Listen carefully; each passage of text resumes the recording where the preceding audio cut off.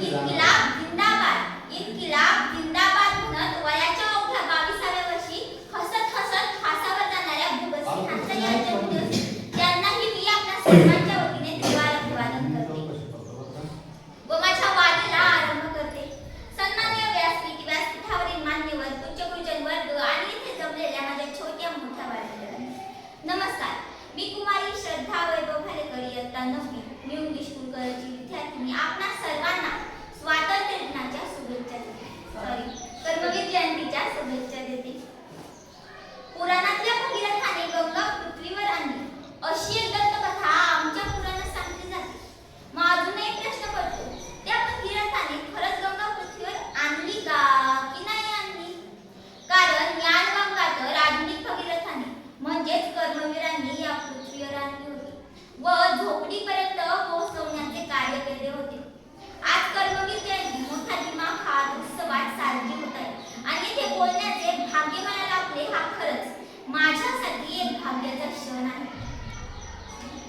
पूर्वी आपल्याकडे एक गाणं होतं, 16वं वरीस धोक्याचं ग 16वं वरीस धोक्याचं. खरं तर ते 16वं वरीस धोक्याचं नसतं, कारण खूप मोठ्या माणसांचं कार्य हे त्यांच्या शालेय वयातच विद्यार्थी दशेतच सुरू होत असतं.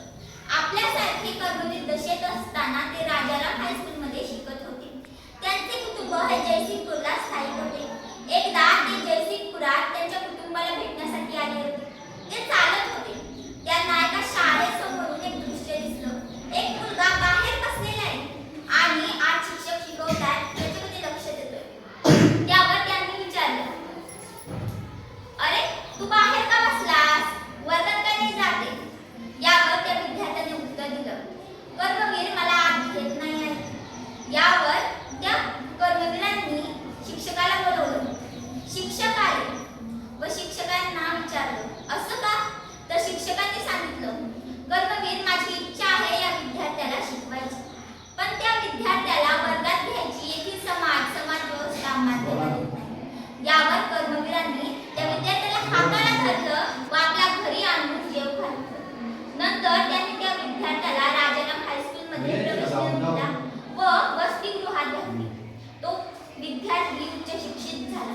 तो विद्यार्थी म्हणजे ज्ञानदेव घोलप आणि आज तो अभिमानाने छातीला हात लावून सांगतो, अरे मी कर्मवीरांचा पहिला विद्यार्थी, अरे मी कर्मवीरांचा पहिला विद्यार्थी. तो शिक्षण